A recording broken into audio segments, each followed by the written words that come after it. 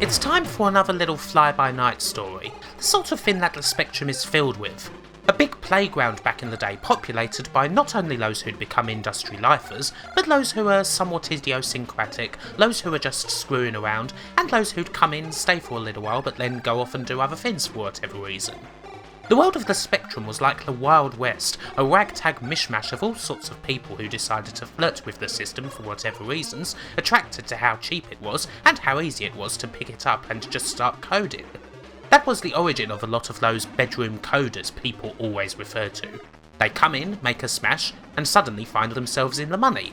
If they're lucky, they make another one. And from there various things usually happened. Either said person goes on to a nice cushy job at a big software house and makes games into a career, or, as in the case of the folks we're talking about here, they leave. Maybe they go off to Tibet, maybe they spunk all their money, or maybe they just see that this isn't actually as profitable as they hoped and go do something else. However quickly the candle burns though, they certainly made some sort of impact. In the case of this video here, that impact was making one of the Spectrum's best remembered and most unique games, one that was years ahead of almost anything else: Skool Daze. Skool Daze was released by Microsphere in 1984, a tiny operation consisting of husband-wife team David and Helen Reedy, who handled ideas and code, and an artist named Keith Warrington. Before Skool Daze they turned a few heads with another cult specky title, the lesser known but kind of frenetic Wheelie, an exhibition of underground motorbiking and, well, loads of crashes. However, Skool Daze is the one people generally know them for. The inspiration behind the game was twofold and honestly quite simple, hell it's in the title.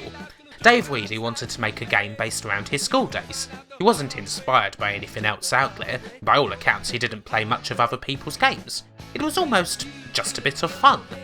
And he could also get inspiration from Helen, who was a teacher in her day job while also largely inputting the code for the game. Meanwhile, Keith would provide the art. He lived a few minutes away and put his art down on graph paper, ready for Dave to see. Simple enough. The end result is a game that pretty much doesn't have an equivalent on the system, or at least it certainly didn't beforehand, and yet it just works. Inexplicably almost. Skool Daze is basically a primitive sandbox game. You play as Eric, pupil at an unnamed school that's 3 floors high and about 3 screens wide. The very picture of Keith Joseph's education system, you know. The action takes place in and around the structure of a school day. You have somewhere where you should be at all times, whether it's in a lesson, outside playing, or eating a yucky school dinner. The school is populated by 4 teachers, 3 other important pupils, and 11 or so unnamed unimportant first formers. Eric can do various things. He can run around, sit down, write on blackboards, hit other students, and use a slingshot. Although be warned, if a teacher catches you doing most of these things, they'll punish you with lines. Lines are the game's energy bar. Any misdemeanor will cost you anything between 100 and 900 lines, and if you amass over 10,000 lines, the headmaster comes after you, expels you, and the game is over. One cool thing you can do is if you, say, knock a teacher down and then run away without them seeing you, the teacher will give lines to any named boy who happens to be closest to him, and doing this will earn you points. That's the simple part, and in this you can do largely whatever you want. You can almost play Skool Daze like a dutiful student, trying to attend lessons as much as possible, trying to get a seat in the classroom where there aren't nearly enough, getting pissed off when the bloody SWAT tells the teacher on you for something you didn't do. That's possible and perfectly fun. However, there is actually a goal. These were the days when you were kind of expected to read the cassette inlay to figure this out, but anyway, Eric's school reports are locked in a safe in the staff room, and they do not make for pleasant reading. Your mission, essentially, is to nick them. You do this by touching all 15 shields in the school. Some of them you can reach with a jump, others you'll have to either knock someone down and jump off them, or knock a teacher down and then bounce a well-timed shot off their head. When you touch all the shields, the teachers get confused, and the next time they get knocked down, they'll reveal a letter of the safe's code. Most of them anyway. Once you get all the letters, you guess the password by writing it on a blackboard, try and open the safe, and if it works, you've got your report. However, you've then got to touch all the shields again so that nothing's out of place. Do that, and you move up to the next year. And so on until you finally get up to 10,000 lines. Again, you need to read the inlay. If you go into the game cold, you probably wouldn't have any idea of what you need to do at all. Mind you, that wouldn't necessarily stop you from having lots of fun. One of the best things about Skool Daze, of many things, is the personality. Those little character sprites are just so evocative, and all the important people have names. The other pupils include Boy Wonder, a blonde-haired tearaway who gets all the girls, Angel Face the bully who goes round punching everybody, and your mortal enemy, Einstein, the weedy little swot who knows what you're up to and will dob you in any chance he gets. The teachers are even better.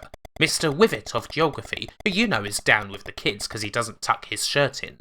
Science's Mr. Rocket, complete with specs and lab coat. Mr. Creek, the history teacher, who is literally hundreds of years old. And the much-feared Mr. Whacker, headmaster. These were the days when teachers could still beat children, and Whacker prowls the halls, rhythmically tapping his cane against his hand, looking for any miscreant that he can give 6 of the best to. Another cool feature is that before you start the game, you can change everybody's name. You can literally play the game as yourself, and relive your own school days. Or if you're just like I was, and still am, just throw a whole bunch of swear words and affable nicknames in there. Whether you choose to follow the game's goal or just screw around in the school, Skool Daze is lots and lots of fun. There are things about it that almost shouldn't work, whether it's the total obtuseness of what you've got to do, or just the amount of freedom alone on such a limited system. It even gives you some little random tasks that you might have to do during playtime, such as stopping Einstein from informing Mr. Whacker of what you're up to, or avoiding Angel Face because he's got mumps. I've played the game for many years and haven't ever got around to completing it, but it's still given me hours upon hours of fun, and it gave a lot of other people fun too, becoming one of the most memorable titles of the whole era. It ended up being pretty influential as well. It's a quiet sign of things to come in the sandbox genre, and indeed Rockstar's Bully, with its own mixture of giving Lil Jimmy Hopkins free one of a school and a bunch of missions to do, while also trying to get to lessons and such, probably wouldn't have existed at all without Skool Daze. You could also, I suppose, look at Spectrum games like The Great Escape or The Abbey of Crime to see a more direct Skool Daze influence. In the end, naturally, it was popular enough to get a sequel. I mean, it just couldn't not.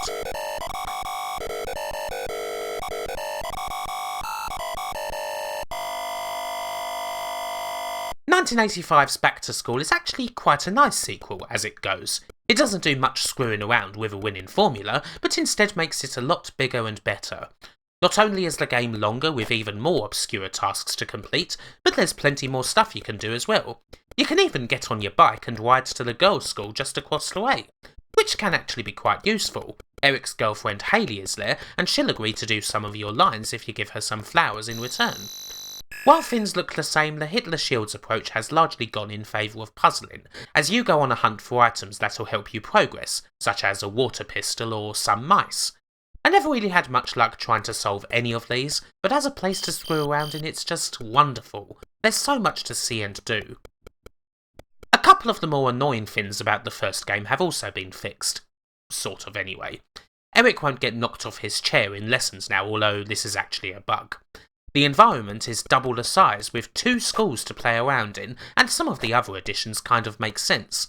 The door to the field separating the schools is now locked during lesson time, meaning that you need a key in order to access the field outside of playtime. And Back to School also now has its very own Mr. Griffiths, a caretaker prowling the grounds, waiting to collar anyone who's caught bunking off. And the girls' school comes with its very own headmistress, who just so happens to have the key you need to access your reports around her neck.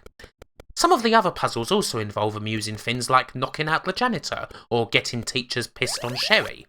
All very good, all very Grange Hill, and all making for a really quite good sequel. There's a fair few people who prefer Back to School to the original game, and it's certainly an example of how to do a sequel utterly right, even though my heart is obviously with the first game because it's the one I played the most.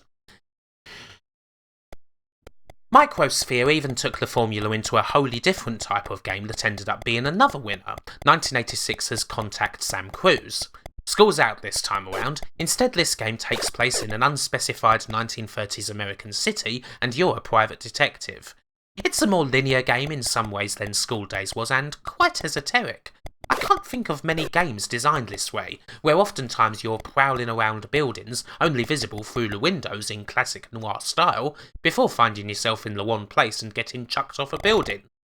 I don't really get this game if I'm honest, but it certainly does have fans, and it's rather cool to see a Specky game try and take on this style, with cutscenes and everything.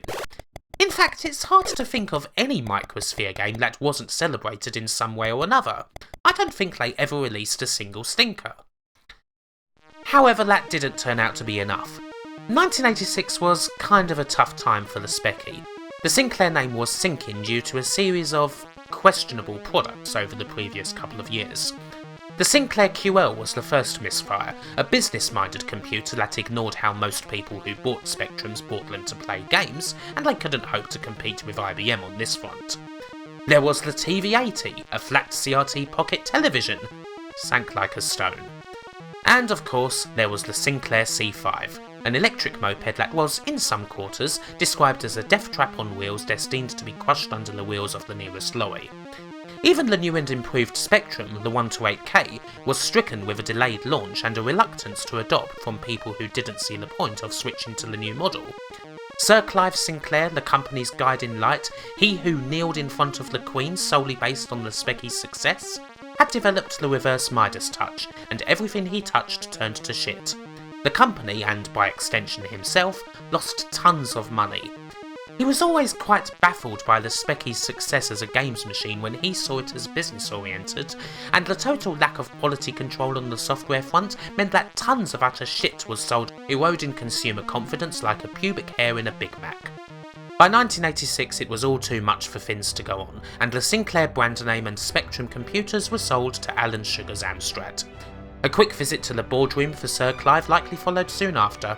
5 million quid and a desultory bacon butty in the Bridge Cafe brought the end of Sir Clive's involvement with his beloved Spectrum. Amstrad weren't interested in doing too much actual work on improving the Specky, short of making it more like one of their CPCs in terms of design and adding a somewhat unwelcome proprietary disc format, and they largely kept it alive as a budget computer, with the marketing focus totally on games. In fairness, this approach actually succeeded for a few years, keeping the machine on semi-profitable life support. Lord Sir Alan may be a complete dickhead, but he did at least have an idea of why people liked the Spectrum. Alas, the much more affable Sir Clive was too close to it to figure it out. The bigger companies, the Oceans and US Golds and the like, would keep going strong under the new regime, but for smaller companies like Microsphere, it didn't look quite as good. Their games, while they sold a pretty decent amount, didn't sell quite enough for the company to make serious money. Luigi's also claimed, probably accurately, that sales were greatly affected by software piracy. I mean, I don't need to tell you that a machine based on cassette tapes is pretty freaking straightforward to pirate for, do I? There wasn't any sort of decline from Microsphere really. They looked at the forecast, saw that it wasn't particularly good, were unconvinced by their new overlords, and so they decided to get out of the software business while they were still ahead.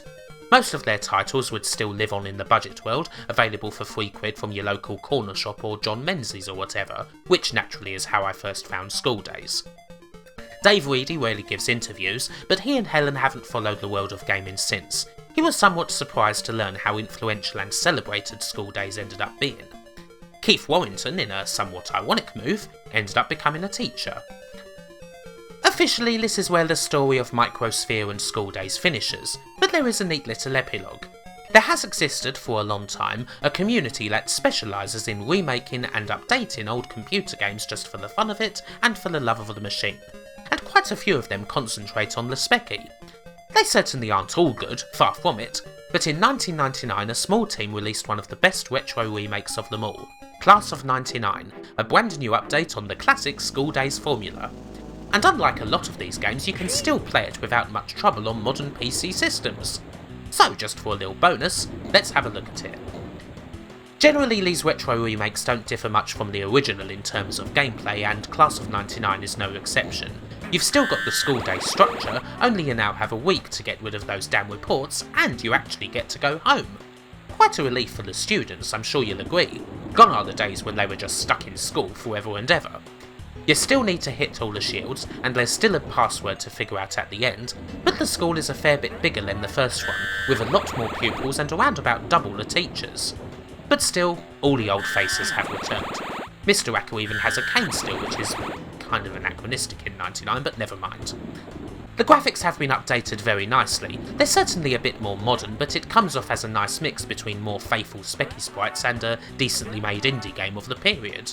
The addition of random weather and customisable uniforms is also a big plus. The best addition to the game though, which you probably wouldn't expect, is legitimately fantastic music. There's a main theme, as well as different themes for playtime, getting to lessons, and specific themes for each teacher's lesson. It's brilliant, far beyond what you would expect of this sort of game. For the most part, this game sticks closer to the original for inspiration, but there's still a few cool things you can do with the game, such as turning the lights off if you've got access to the janitor's office. This can be very handy if you're playing truant. The added oomph to punches and slingshots makes using them more fun than ever, and you can even use a freaking bomb at one point, which kinda begs the question, what sort of caretaker keeps bombs lying around? You need to use one to break a safe open at one point, which brings up a little quibble. The puzzles in Class of 99 are kinda basic and not as fiendish or inspired as those in the original 2 games, although you can still have a little bit of fun with them. I mean, bombs. This is generally an easier game than the first 2, with smooth controls and speed generally helping quite a lot too, and on the whole, it's bloody good. It's one of the best retro remakes I've ever played, right up with the likes of Streets of Rage Remake. A great update that absolutely deserves to be a part of the original series. In fact, if there's one pretty big compliment that I can give to Class of 99, it's that someone else made an effort to port the game right back onto the original Spectrum in 2012. It's only available in demo form and sadly it wasn't ever finished, but it's pretty nice to see, and it does kinda bring everything about full circle. A nice way to end the video. Hopefully you've enjoyed this look back at one of the Specky's most unique and most enduring series of games. But for now, that bell's just about to ring, so stand up, clear your desk, tuck your chairs in, and don't leave shit all over the floor. Bye for now.